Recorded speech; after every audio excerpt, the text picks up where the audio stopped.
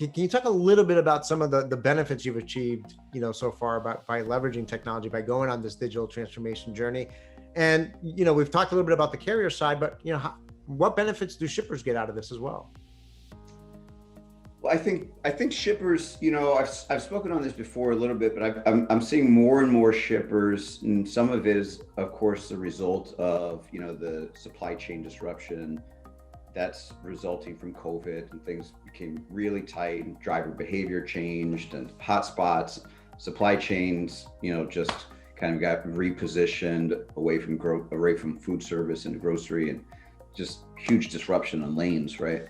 But even before that, we began seeing a couple of years ago shippers allocating a certain percentage of their freight to a real-time environment. And I think that's a really mature, healthy supply chain that people are acknowledging, saying, okay, a certain amount of my freight, they used to put 100% of their freight out to RFP and say, we want to try to lock down 100% of our forecasted freight in a linear way, and it doesn't really work anyway. But and now a lot of them are saying, well, I'm gonna bid out 80% of my forecast and play the market with the others, with the just healthy realization that when the market is down, I can probably save some money and pay less, and when the market is up, I'm gonna end up paying more, in the same way as if I had just bid out 100% of my freight and then I get 20 or 30 or 40% tender rejection.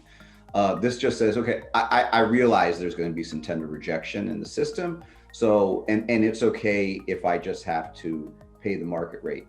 And that's, to be honest with you, even that's shipper to broker, but we're in the same way broker to carrier that way.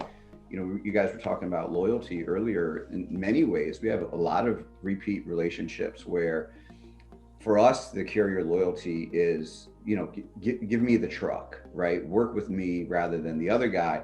But yes, sometimes when the market is down, we have to, just kind of pay what the market is. And I get it. And when the market is up, we pay more. But the relationship is there to say, let's work together, right? And I'll call you on Monday and Wednesday and Friday. And I get it. It sucks when it's down. It's great when it's up, and we just have to adjust with that, and customers adjust as well.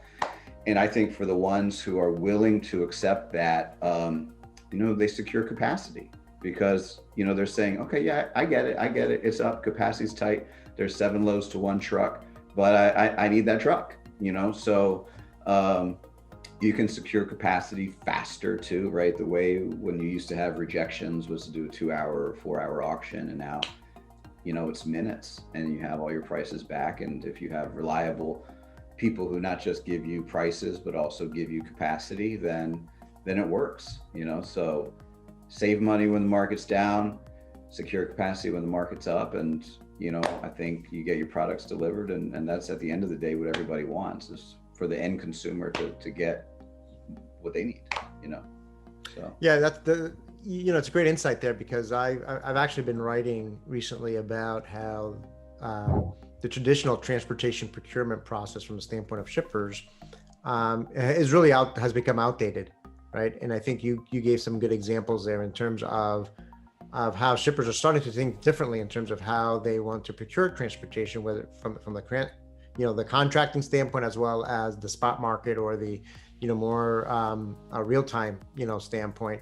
And I think what's enabling this shift is certainly part of it is being driven by the market itself. It's just become much more volatile and unpredictable, but they wouldn't be able to do that without this technology that's in place. And with folks like yourself implementing this technology to enable shippers to enact these different procurement strategies, because at the end of the day, if they decided